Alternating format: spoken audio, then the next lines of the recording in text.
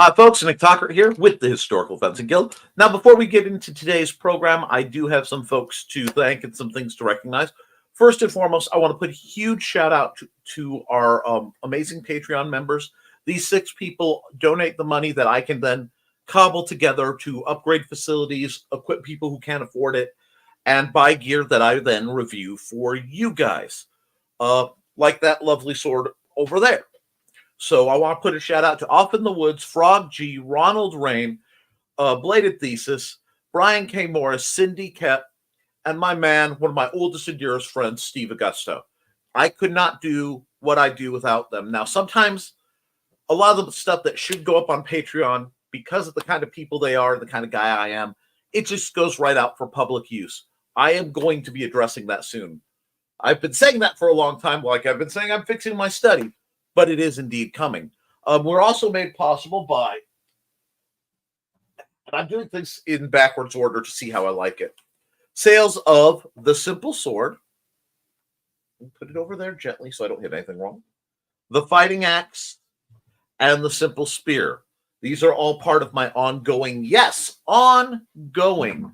series of Western martial arts manuals designed to help you, dear friends, learn and overcome the challenges of having never handled the sword to go all the way to being able to instruct it to others. This is done so that you can move forward and you can find the kind of goodness that it brought to me. Because I believe that the martial arts are an art, and it is one of my great passions and true beliefs that art exists for everyone. So I condone that. But mostly, like the big name I have to mention is our good friends out over at IndieCD.org. Now, I have another code that should be in the chat that if you sign up with them, I get a small portion kicked back to me that then goes to help, again, keep my lights on and keep these sort of programming going. The Independent Creator Directory is your one-stop shop for the best and the brightest authors, musicians, creatives, artists. Basically, if you're doing something and you want to make it happen, this is where you go. Now, in today's program, I had some announcements that I was going to reveal. I was incredibly excited. And I know that my usual chat isn't here yet because of the shenanigans, and that is okay. But I'm on an email notification list for certain swords to come up from Purple Heart Armory. And I have been literally waiting years to get my front feet on the youth longsword trainers because they would be perfectly sized for my hobbit self. Hello, Thesis. Welcome to the show. The problem with that being is by the time I got the email notification and I went to PHA, they were already sold out. So the access to it has been denied. It was dangled like a cookie just out of reach. So I'm a little crunchy, but I'm going to be going back and checking throughout the day just to see if let me close that. If there's a workaround, because I've really wanted to get one of those in my hand to review it for you guys. There are a couple other swords that I may just scoop up as funds stabilize. I'm just in the middle of my early con season. And hello, Cindy. Thank you, Cindy. You and Foxy coming in reminded me of something else I can do for you guys. So I will be shouting for my wife to bring me something in a moment because I've been thinking about you. But and she says Swords, Axis, and Spear on my Amazon.com/stores. Yes. Wow, I'm scrambled today. I'm sorry. It's been one of those days.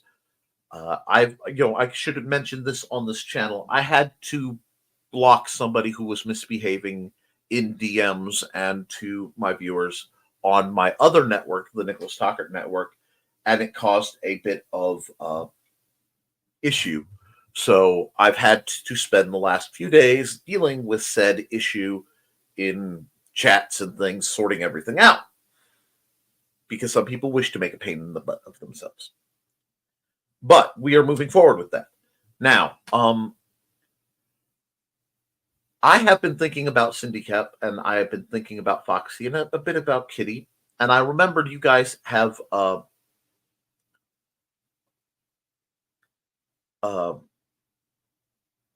taken liking to certain weapon styles. Now, and thank you for that. With that being true, we recently acquired something that made me realize there's a whole new weapon style that hasn't been discussed. So give me just a moment. I'm going to mute so I'm not blowing your ears out.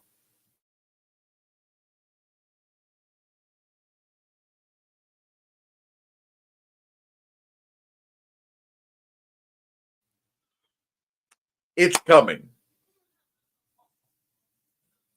Yeah, that boy just ain't right. He isn't. If anyone is contacted by someone claiming I censored them or whatever, screenshot it and then block and report them. This is a harassment level thing, which, like I said, I'm a little flustered because I've had to deal with other people. Now, while I wait for the awesome delivery, awesome, thank you, my lovely assistant. I don't have a lot of room back here, but so the thing is, you guys and my wife, to an extent, do fan. I've done fan. The problem is, just like sword, I had a thought. And my thought is this. Okay.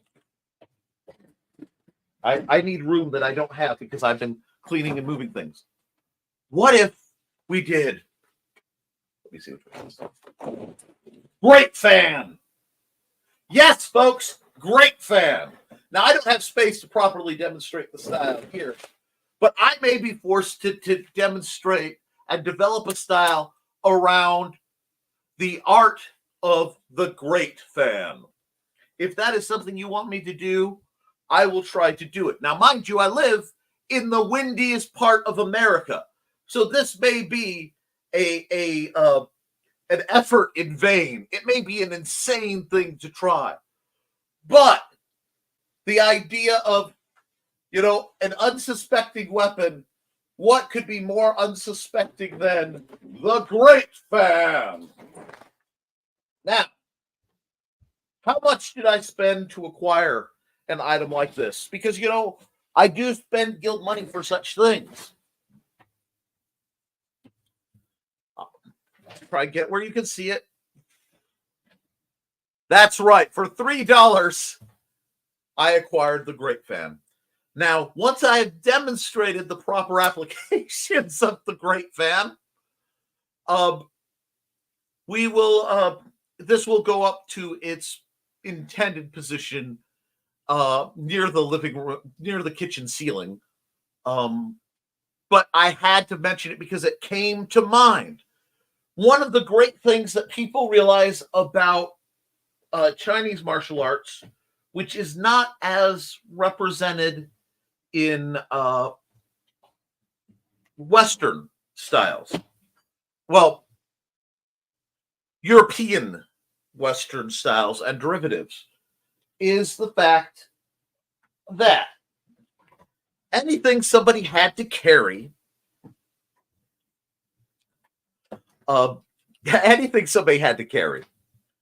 was eligible for, with enough discussion, to become a weapon. And if it was considered a weapon, it was it's capable of becoming a style. Now, in the category of stories that if it's not true, it should be, the origin of the Wing Chun long pole style, which is one of my favorites, and people who have access to the Leafy Moss folder, I think, have access to the files that I have on it. Well, a set of files I have on it. But what happened with that is there were gentlemen, very strong gentlemen, who would pull upriver the barges that had to go upriver. So they would have to push the barge all the way upriver. Once they got to the town upriver, whichever one it was, or city, or wherever, they would get paid for their services and have to walk downriver. But they were expected to bring their own poles. So they had rat tail poles that were almost this big around in the back and about that big around in the front and 14, 15 feet long. But they would couch just like the Lee style method of carrying a sword. So I actually would really need a gin for this, but since I don't have one handy, I will basically rather sloppily demonstrate with my sword cane, which is developed a curve. But if this were a sheathed sword, it is carried by holding the tip of the sword in the sheath here. Your sword is up, resting on your shoulder in a straight line.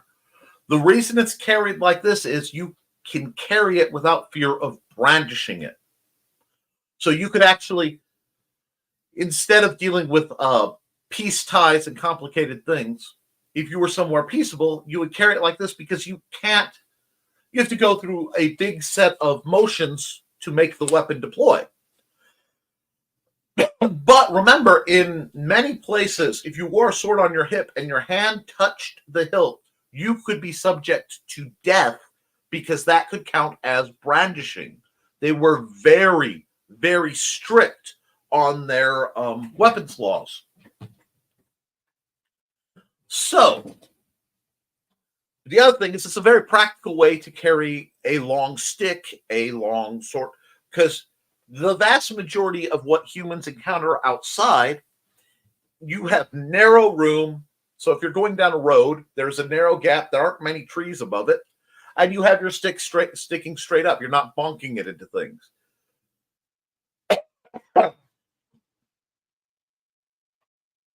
Encumbrance exists, folks.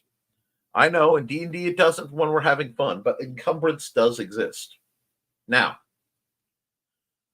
what happened was people learned that if a man is walking with a big old pole like that, going down the river, not up it, so with the flow of the river, it was a boatman, one of the pole guys, and he had already been paid.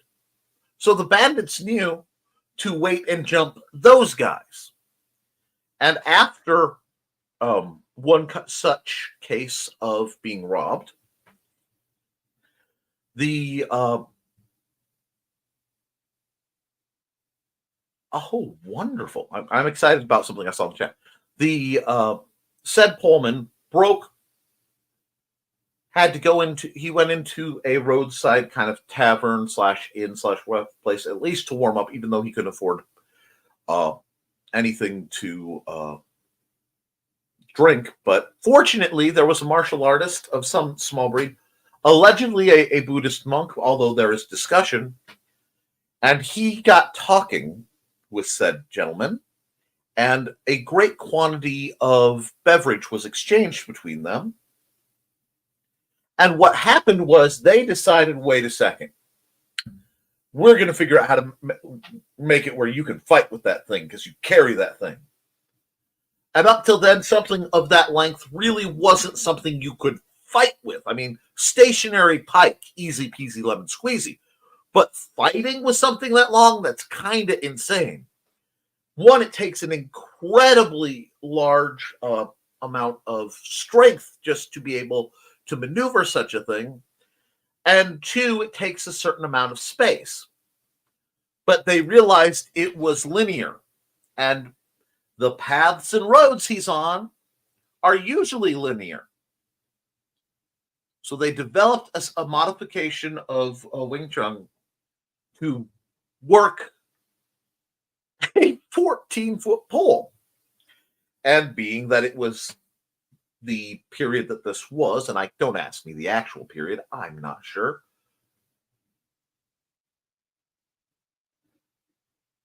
They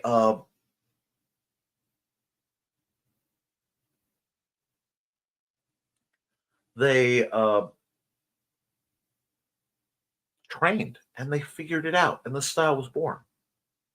So when you see people carrying fans, it's an item you're carrying that's very practical at the time. We have been spoiled by air conditioning to not appreciate how wonderful a little hand fan can be in extreme, especially Southeast Asia, some tropical heat. Oh my God, tropical heat? No, thank you. So, oh my gosh. Okay. Seeing the evolution of EDC items being converted into martial arts styles, like the people who've designed thrusting styles around the use of like a ballpoint pen or Sharpie or Kubotan kind of things. I'm going to dabble with it. I don't know what I can do with it, but I'm going to dabble with it because it's just crazy enough. I will try to do so without damaging my lovely wife's fan. But it's fun to do this. And what we do should be fun. Now there's a bunch. I got behind in the comments, and I want to get into the comments because after we go through the comments, I get to talk a little bit more because I don't think you guys were here enough to hear my source of frustration. But I am not letting that stop me. You know, I just bought another package of hair ties. Dang it. Anyway.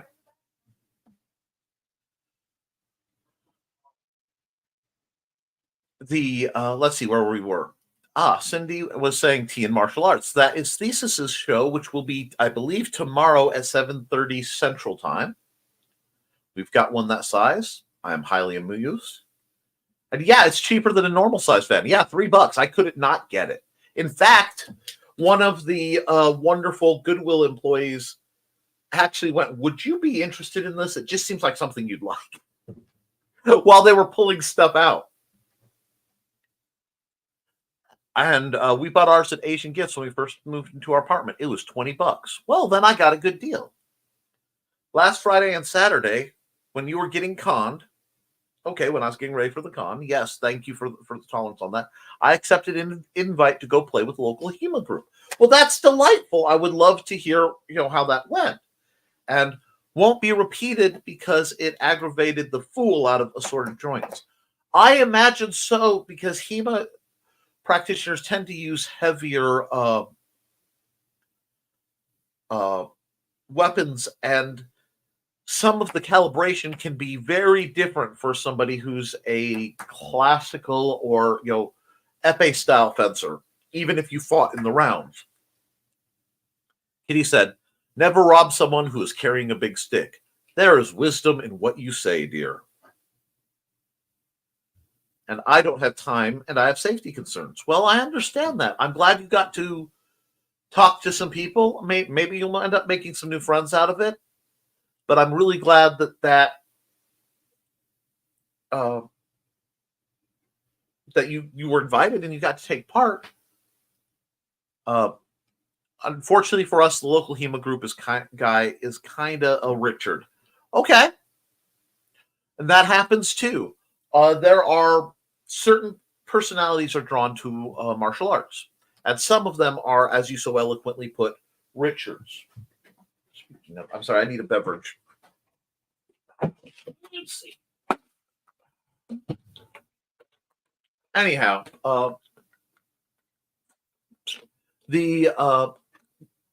Cindy goes on further to say they play with very heavy calibration and very stiff blades. About half of all the rapier small swords I picked up or were handed had an S curve in the foible at some point. Oh, go! That's nightmarish. Do you happen to know what brands of weapon they were using? I'm curious. were they abusing like Hanway's or Zenware Armory, or what Alchem, heaven help us all. And Cindy continues, I was a bit squeamish about being on the either end of those. As hard as they were hitting, that blade's going to give away at any moment. And did you mention that to them?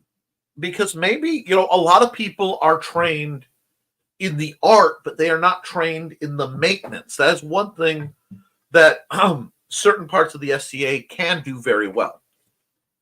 And I do miss that. It says, that sounds terrifying. Nonetheless, they asked me to come out and train them in Destrezza and Degrassi, which I will do at slower demo speed. And good news, I can still void pretty well. Yes. So you are providing a great service to them, and that is wonderful. With your education and knowledge, you'll also impart a wisdom, because many people who are involved in martial arts, especially Western martial arts, I find are not trained to think to think in terms of the fact that you are going to age and you will either have to stop or adapt your fighting. So I think that's wonderful. I'm very proud of you, Cindy. Good news, I can still void pretty well. Bad news, run the same problems I did in the SCA, minus the politics. I couldn't parry, block, beat, or counter. I couldn't close range because I couldn't parry, block, beat, or counter. I just wasn't strong enough to make it work. Okay. This is a good discussion point. This is a good point to pause before we get into the next set of things. And let me see. I have a comment dump, so let me get that rectified. But this is where timing becomes so important. And when I was talking to you earlier, I mentioned that actually a while ago, I trained with I sparred with a gentleman who goes by the name of Professor Peter. He used to be a lot of things in the SCA, and through scandal, conflict, and other BS, he isn't anymore. But his skill set is still there. And I had the privilege of sparring with him, and he did a lesson, what are you doing right? Because, as he said, most people will go, well, you're doing this wrong, this wrong, this wrong, which is one side to learn, but nobody tells you what you're doing right. And I had to refuse the blade. And he said, you're always refusing my blade. You won't let me have tacto. You won't let, get our blades anywhere near. You're not even parrying. You're solely voiding. And he asked, why? I said, because you're so strong, no defense I could hold of that. My force can't match your force. So what it becomes is a matter of timing and a matter of adjusting your style to both hand snipe and or arm snipe. A little bit of integrating just a little bit, if you can, of the Jin mid parry. It's hard to explain. Where with Western swords, all your parries. Okay, I need a demo stick. Give me a second. Where I have a perfect demo stick here. Or I had. Okay, well, we will improvise amongst our improvisation. And I'm going to pull the blade part of this out because it will be a little easier on me. Okay, so if you are doing disengages in most Western styles, the pivot point for a rapier is at your wrist. Doink, doink, doink, doink, right? This is nice and whippy, but you get the point. In Jin, the parry point is usually in the middle. So if you look at the fulcrum of the rotation, it's really hard for me to do with my wrist right now, but it's going to parry around this kind of point. Now, like I said, I'm having some hand troubles today. That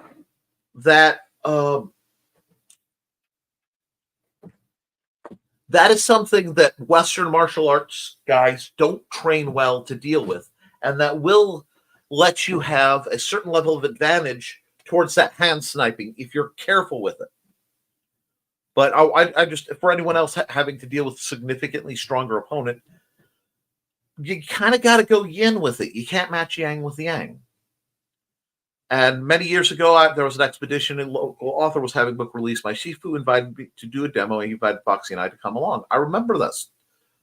And we met some hemotypes from upstate that I still converse with today. And you might have a better group or more tolerant up there. So he says, and I'm not half as fast as I was in my 20s. Amazing that. I know I feel that same way. It's the dangest thing. They had an armorer who was familiar with forges. I didn't mention it specifically, but when I go out to train them, I'll mention proper blade care for the lighter blades. They usually do longsword. And that's probably what's going on. Do not... it's very easy to assign malice to simple ignorance. They just don't know better. And if it's interesting that you're at a point where by you being involved with them even tangentially, you can address safety issues before they happen. I believe that sometimes the universe puts us where we need to be. And it seems like you might be just the right person at just the right time to prevent some real problems. So I'm incredibly impressed and proud of you, Cindy. Their loaner gear didn't fit me much. There was a helmet that was a tad tight but functional, and jacket too loose, but it'll do. The knee shin protection fell off too easily. The battle skirt, they had no pants that would fit me better than a tent, didn't cinch tight enough. And the gloves were humorously large. I have been in that exact boat. So the gorget wouldn't stay in the right place. Ugh. Okay. Oh, okay. See, and I don't think they were mean about it. They really don't know. And see, you're at a point where you can potentially humbly and politely impart a lot of wisdom. Yes, the weather is doing things. My hair is going with it.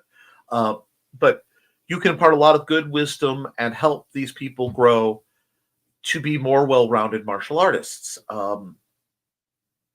It's just interesting. Do you have access to gear that would be equivalent to that? That would match their requirements for your own safety, that would fit?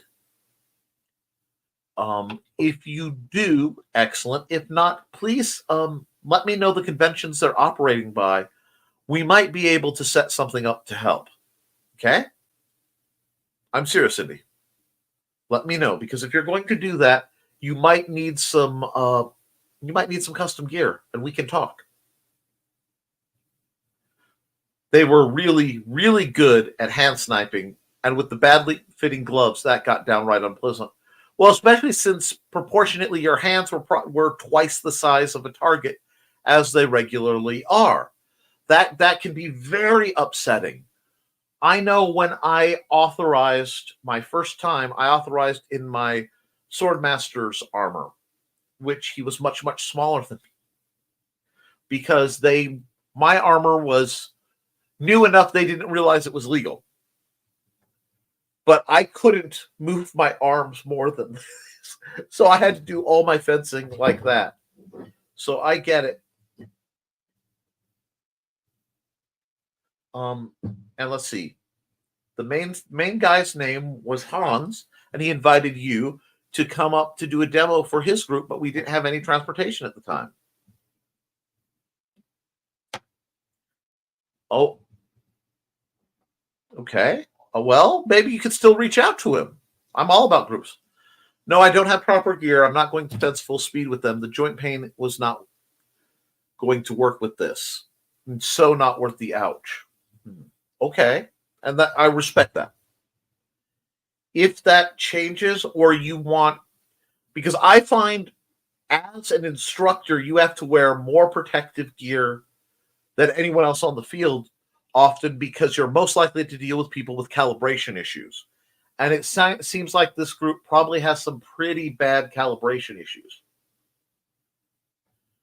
So we will talk about what hit me up. Tell me what you have that you can wear. Not you're not doing it to sparring, but you're doing it to do slow work and training in, just so you don't take damage. Kind of like me and my gorget, my not my gorget. I mean, I wear gorget too, but my plastron, because we might be able to work something out to let me look around and see if I can't facilitate getting some interesting gear your way if you need it. Okay, even if it's just minimal protection stuff. I did get to walk two fellows through some Destreza on Saturday night. Oh, oh no, you have no gear.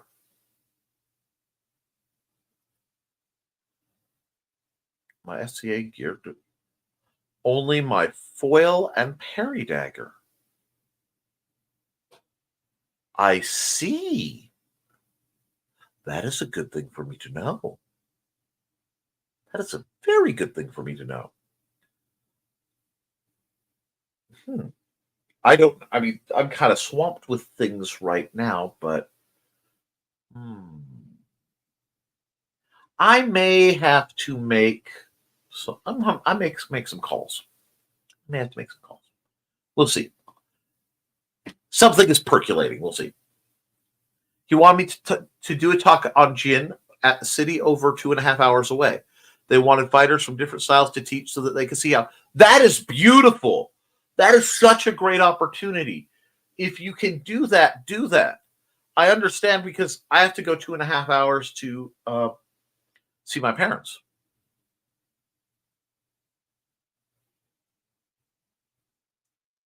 I did talk to their armorer to get the particulars, but it's cost prohibitive for me to get appropriate gear. They're going to discuss when, where, and where of when you want to. They want me to teach. Cindy, please send me the particulars to their armor requirements, and let me see what I can find out. No promises, but things happen. Oh, that's what they're paying, Cindy, my dear. Just like I said, get me their standards.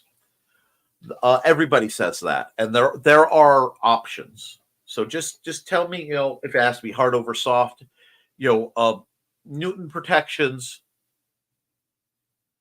Let me know, okay? Because there are ways, especially if you're doing something not you're making or buying or acquiring armor that's just to keep you safe while you're doing the teaching.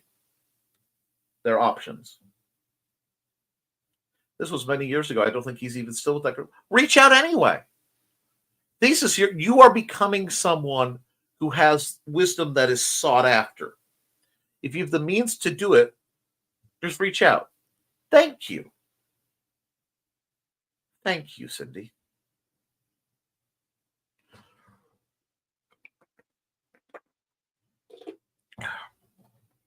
And while you're at it, send me your particulars, your sizes, any measurements you can give me.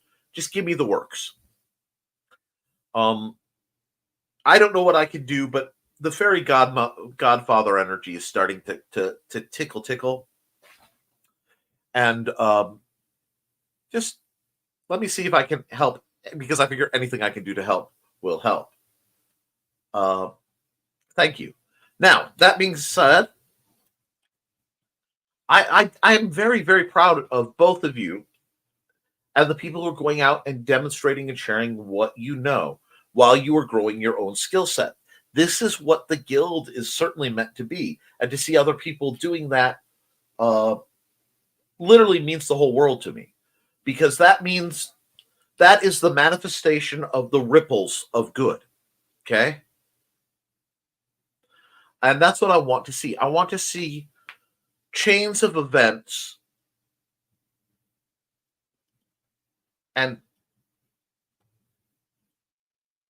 you're more than welcome. And like I said, no promises. And anything I do may take a while. I will, like I said, I will need to make some. I have juju. Let me do my version of lighting a candle. But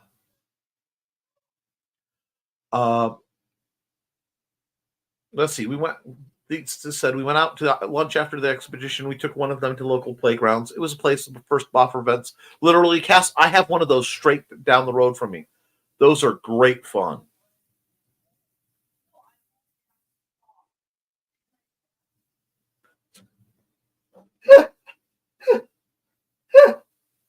I'm sorry. I have to check something.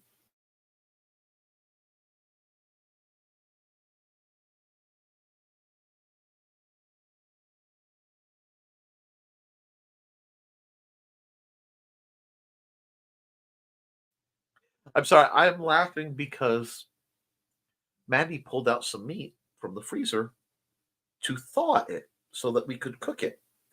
And Xander saw that the meat was out and put it back in the freezer so it wouldn't go off. So well-intended little man just didn't quite understand what was going on. And heaven help me, I find it delightful. Okay. I'm sorry. I apologize for getting off topic there. We'll call it parental Tourette's and we'll move on. But there are always ways to work on items to make your situation better. And there are always people, when you have, they say, when the master is ready, the student shall appear. This is true. And sometimes for the master, quote unquote, to evolve and grow, they need the students to pull the right questions out of them. So they have to look into what they're doing, into why they're doing it. See?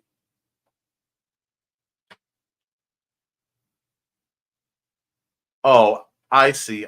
Unfortunately, we only had our first event there because the only time everyone was available was on the weekend, which was full when children were using the playground. Oh, I am so sorry.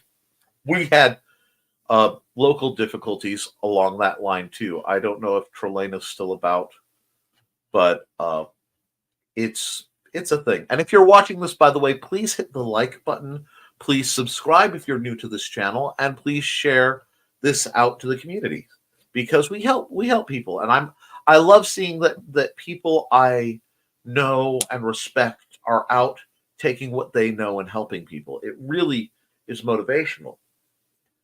So I think, Thesis, you might be in a good position to reach out to the different groups and see if they're still interested. You never know. Okay? Because a lot of groups can really use alternate and varied training and sparring partners. That way you don't get too stylistically incestuous. You want to always be able to stress test yourself against people of other forms and then politely learn what you can from said forms. Because I will never be a style purist. I can't do it. It is not who I am. I believe in the ongoing evolution of personal technique through exposure, through discussion.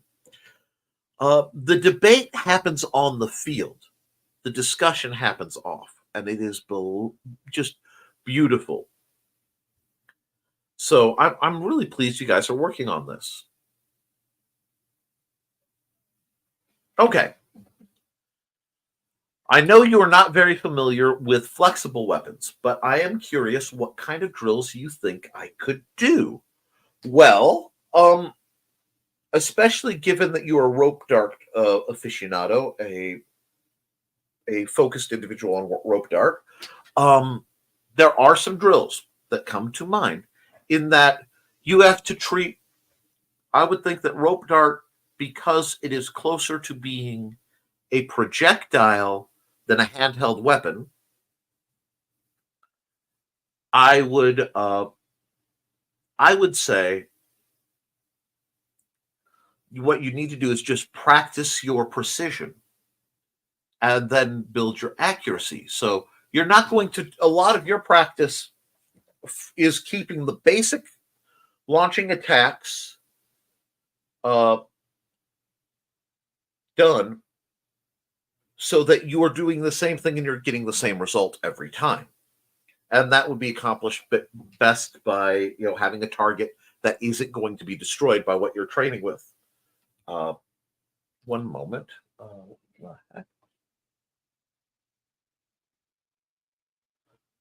Okay. Okay. That's okay. Sorry about that. Had a little bit of a nosebleed. Nothing big, nothing to worry about. I just realized what was going on. But because I don't know the style a lot, I would look up more advanced forms and then just practice going through your forms and your tangles and untangles. And I don't know the terminology, but this is just from observation. So that you can effectively hit things at range and judge the ranges you're at. So a lot of it's perception training.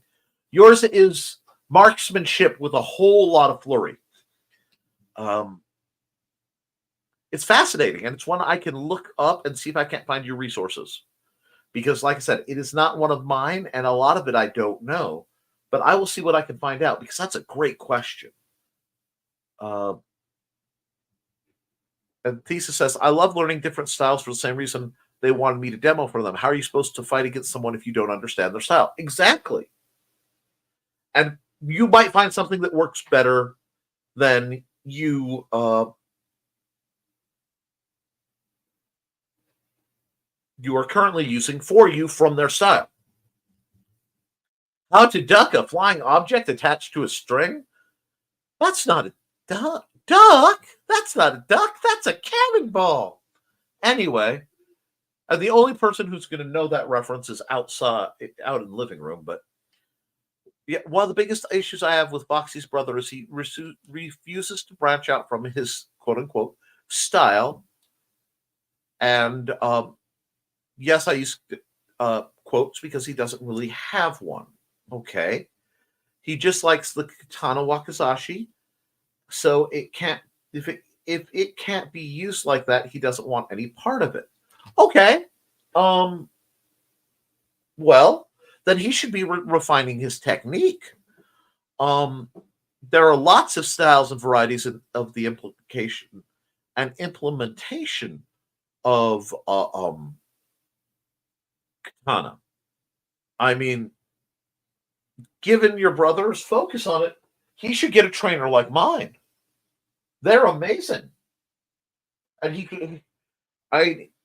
if he has any serious intent, he needs to look at what system he wants to train in. Does he want to do Aijitsu, Aido, Bushido? It starts getting real weird real fast after that. But what's his focus? And from there, he needs to do the research and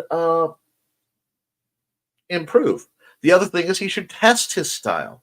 If he truly believes he has a style, see, you have to understand, I will go miles because I feel something is a challenge. Oh, sorry. Big yawn. But I'd encourage him to get one of these and offer to go, okay, let's spar. Let's see what you actually know. And then if he isn't willing to do any of that, then he's just running his mouth.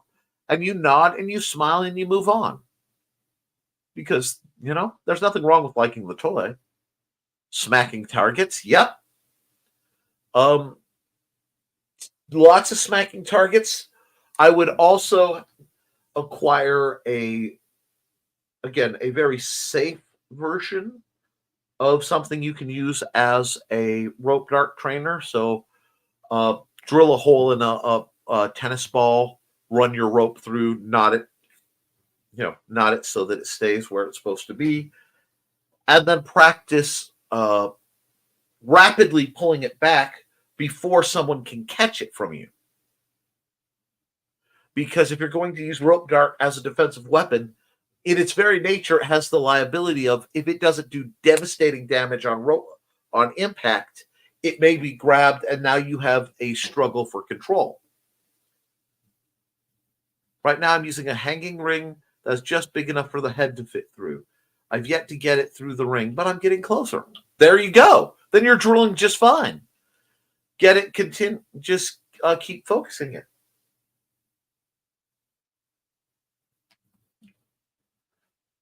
Okay. When we helped Sifu paint his house, he offered to teach Foxy, her brother, and I free staff and gin lessons. He didn't want to learn because you can't draw cut with a gin. Excuse me? Begging your pardon?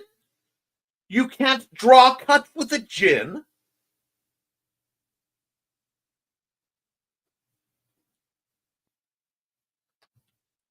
You can't draw. Okay, terminology check. So, okay. Whoop. Our old buddy, the arming sword. Now, standard definition, as I understand a draw cut to be, is you miss, you set, you slice. Go past, set. The drawing it back, so if you have a two-handed approach, drawing it back cuts open a wound. It slices. If you think you can't do that with the gin. Ooh, cool beach picture. Oh, thank you. You saw the beach picture on that's my current background because of the upgrades to my computer. But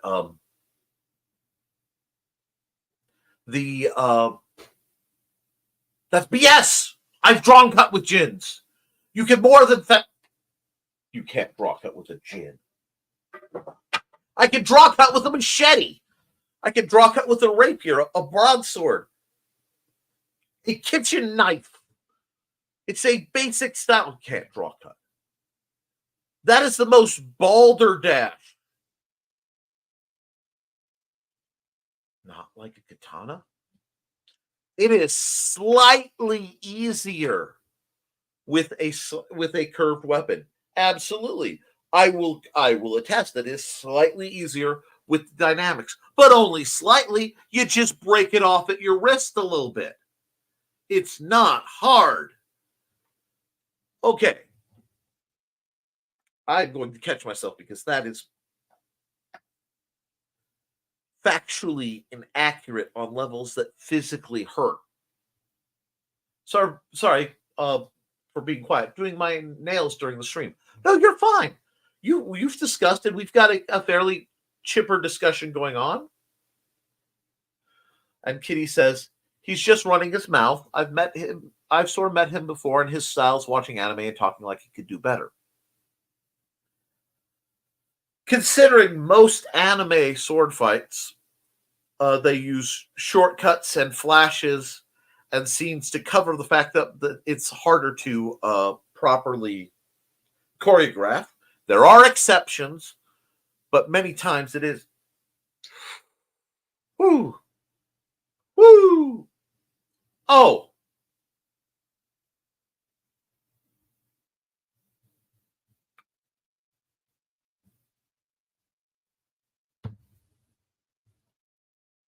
Not that kind of draw cut. Cutting from the scatter. That's why I was checking. Somehow he activated my trap card. You can tell me that it is impossible to do a draw cut from a straight weapon.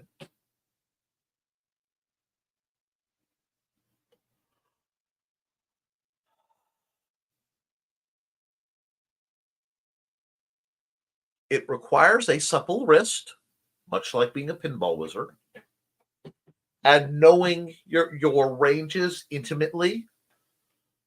But I'm going to tell you that is balderdash. That's why the cut into first is such a thing with a straight rapier. Hold out. You are in an area. I'll let you cut into first, arc up, and then shoot down. There's many, many, many fencers opening moves, which is literally a draw cut. Yes, it's easier with a curved weapon, but it's not impossible. It's not even, we're talking easy to moderate. That's balderdash. I'm sorry. At OT, off topic, it's taking way too much fuzz to stuff this dragon tail. I am sorry because that is added cost. But I know, pardon me,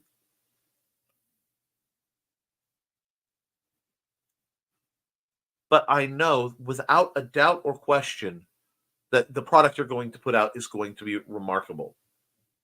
And yes, because the blade is straight instead of curved, he didn't believe you can cut from a scabbard.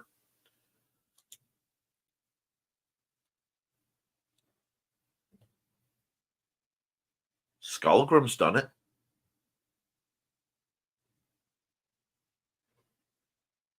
I've done it.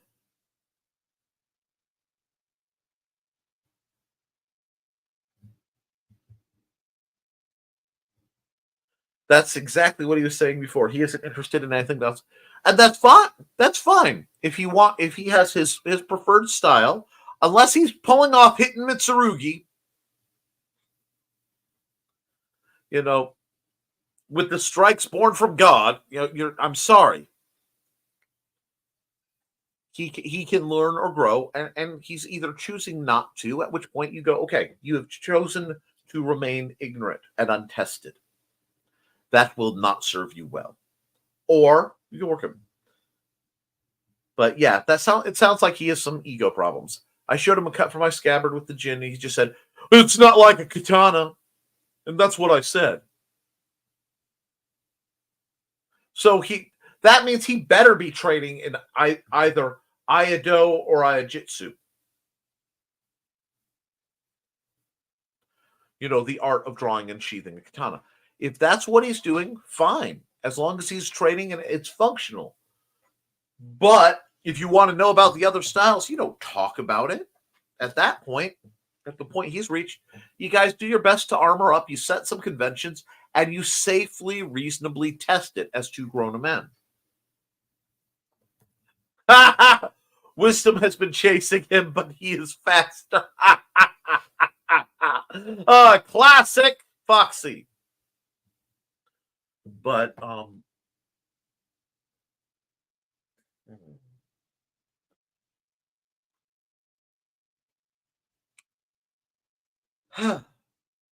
we shall see. And like I said, you can take a man to the library, but you can't make him think. So sometimes we're going to have people. Uncle Iroh has arrived. Indeed. As long as he doesn't start singing that song, we're all fine.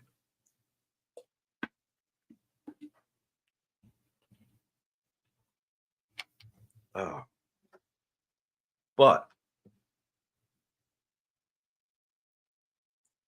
I think it's just your place to become the best you can be. And should he ever wish to engage him with in a safe, controlled, observed by an educated outside observer. So you need a ref / a marshal, someone who can watch what's going on, watch what you're doing, and make sure everybody stays safe. And then you spar, and you find out.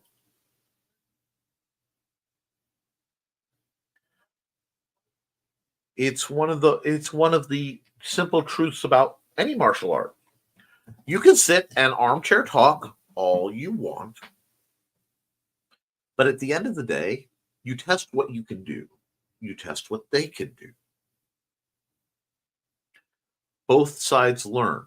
One side may be victorious today, one side may be victorious the next day, but both of you learn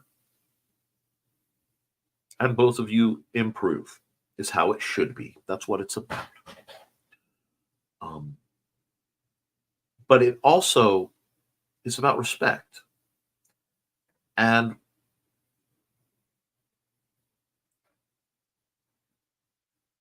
I'm not certain, because I only have a portion of the story, and that's not me disrespecting anybody, but I always try to be fair.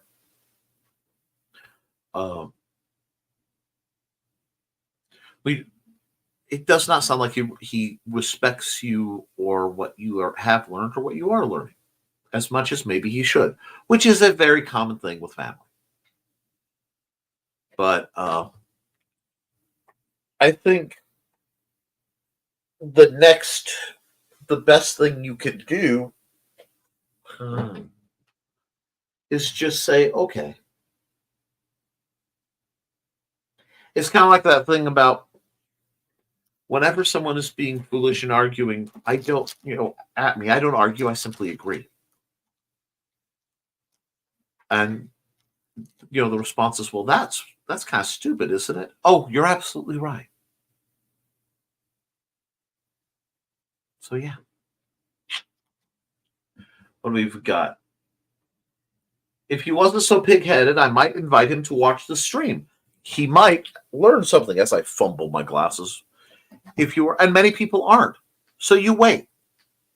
You leave the door cracked in hopes he is comfortable to come to that gate of foolishness, the gate of hubris,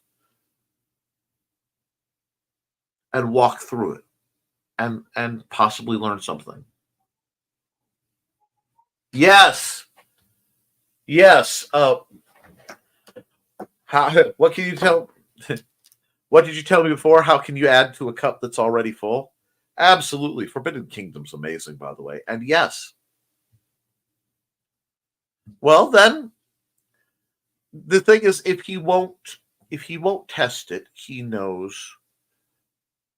Either he knows that it's BS. He lacks the capacity to do it and is scared, or he's simply scared of the engagement altogether. Possibly all of the above.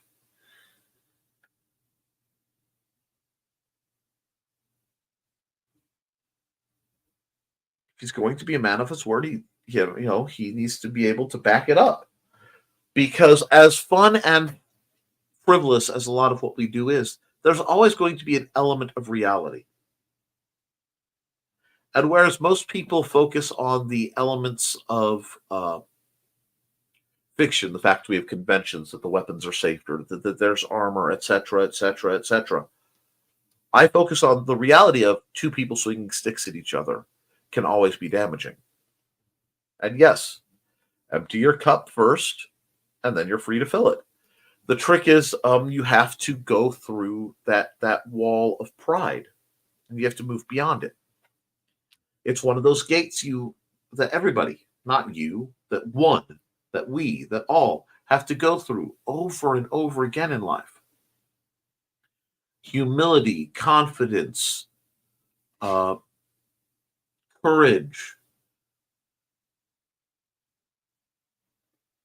truth. We have to go through these processes to become who and what we're meant to be. And I'll be honest, I don't think there is a conversation topic that I could really pick this evening to end this program on other than that. So I think I'm going to call it right about there as we are approaching the last minute. Well, we're in the last minute of my scheduled hour. My throat is a little torn up, in part due to apparently a minor nosebleed. But we cannot force others to change. We can't force others to understand. We can't make people obey or understand. Sometimes it would be wonderful if we could. But what we can do is improve ourselves. get better. Learn your styles, learn your weapons, learn your skills. And the people who want to learn will eventually come to you. Because when the master is ready, no matter how far out you are, no matter how long it's been, the students will appear. So, Cindy's giving the link to my wonderful books. Thank you. And Thesis's YouTube channel. Thank you. Guys, I'm going to remind you to please, if you haven't hit the like button, please share this so other people who are interested in this sort of thing can take part. There are some shenanigans planned. Obviously, the great fan has to happen. And we're going to just keep on moving forward, guys, because that's what it's about. So do your drills, keep your eyes open, be kind to yourself and each other. And as always, friends, thank you for supporting your local swordmaster.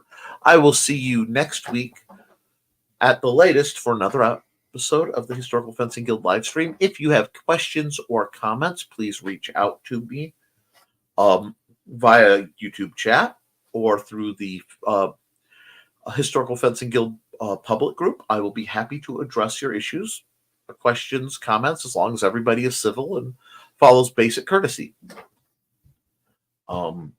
Beyond that, have a great night, folks, and thank you, Kitty.